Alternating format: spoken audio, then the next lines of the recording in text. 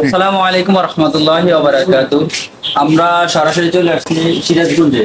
আপনারা অনেকে জানতে চাচ্ছিলেন যে আমাদের এই যে সিরাজগঞ্জের যে ইনসাফ যে মাথাটা তৈরি হয় কিভাবে, দেখেন আমরা দেখাইতেছি। আমরা ডাইরেক্টলি একবারে সিরাজগঞ্জে চলে আসি। এই যে আমাদের যে মাথাটা তৈরি হয় এখানে 100% খাঁটি গরুর দুধ, যেটাকে জাল দেওয়া হয় প্রায় 8-9 ঘন্টা প্রসেসিং এর মাধ্যমে আমাদের এই মাথাটা তৈরি হয়। আপনারা দেখতে পাচ্ছেন এখানে অনেক দুধ জাল দিতেছে। এখানে 5-6 ঘন্টা জাল দেওয়া হয়েছে, এখন আরো 2-3 ঘন্টা জাল দেওয়া হবে, 4টা পর্যন্ত এটা জাল দেওয়া হবে। এটা কালার অনেকটা কালার চলে আসছে, আরো গাঢ় হবে। অনেকে বলেন যে আপনারা এটা কিভাবে প্রসেসিং করেন, অরিজিনাল দুধ কিনা, অরিজিনাল মাঠা কিনা, এটার মধ্যে কোনো ডুপ্লিকেট জিনিস ইউজ করে কিনা। তো সেক্ষেত্রে আমরা নিজের চোখে আইসা দেখছি, কারণ আমরা আগেও আপনাদেরকে বলছি যে আমাদের ইনশাল্লাহ 100% পিউরিটি আমাদের এই মাঠাতে যাওয়া আছে, কোনো ভেজাল নাই। ভেজাল ছাড়াই 100% গরুর দুধ, এখানে কোনো ওই যে আপনার হচ্ছে পাউডার দুধ ইউজ করা হয় না, একবারে 100% গরুর দুধ। আমরা চলে যাচ্ছি দ্বিতীয় প্রসেসিং রুমে। এখান থেকে গরম করার পরে এখানে গরম করা হয়, এই দামগুলোতে গরম করা হয়। প্রসেসিং চলতেছে, অলরেডি মাঠা প্রসেসিং চলতেছে, মাঠা হয়ে গেছে। আপনাদের যে ইনসাফ ডেইরির যে মাঠাটা তৈরি করা হয় এখানে আপনারা কি কি ব্যবহার করেন? আর আরেকটা বিষয় হচ্ছে আপনাদের সেম এরকম অনেকে মাঠা বিক্রি করে সারা বাংলাদেশের মধ্যে।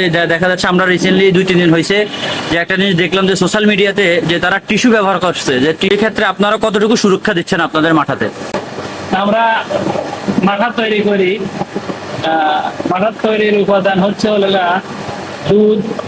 প্রথমে আমরা দুধ জাল করি, দুধ জাল করে দই বানাই।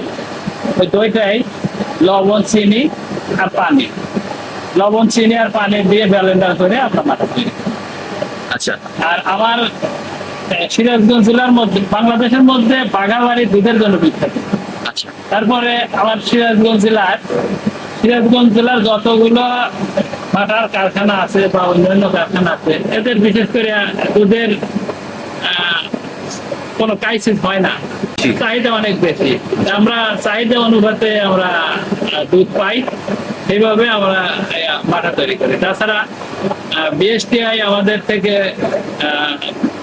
স্যাম্পল নিয়ে তারা বিভিন্ন দিকে পরীক্ষা নিরীক্ষা করে তারা আমাদেরকে অনুমোদন দিচ্ছে। আমার বিএসটিআই অনুমোদন আছে। আর টিস্যুর কথা যে বলছেন, টিস্যু কি জিনিস, আসলে টিস্যু কি জিনিস আমি চিনি না। মানে টিস্যুটা হচ্ছে আপনারা মূলত হচ্ছে যারা অসাধু ব্যবসায়ী তারা তো টিস্যু ব্যবসায়ী তারা টিস্যু হয়তো ব্যবহার করে, কিন্তু আসলে করে কিনা আমিও শিওর না। আসলে টিস্যু জিনিসটা আমি চিনিও না। আমি টিস্যু, এই যে আমার কাছে দেখতে তার এক টিস্যু আমরা মুখ পোছার জন্য, হাত পোছার জন্য আমরা ব্যবহার করি, এই টিস্যুটাকে আমি চিনি। কিন্তু আসলেও প্রকৃতপক্ষে মাথার ভিতরে কি টিস্যু দিয়ে ওরা ঘন করে আমি আমার।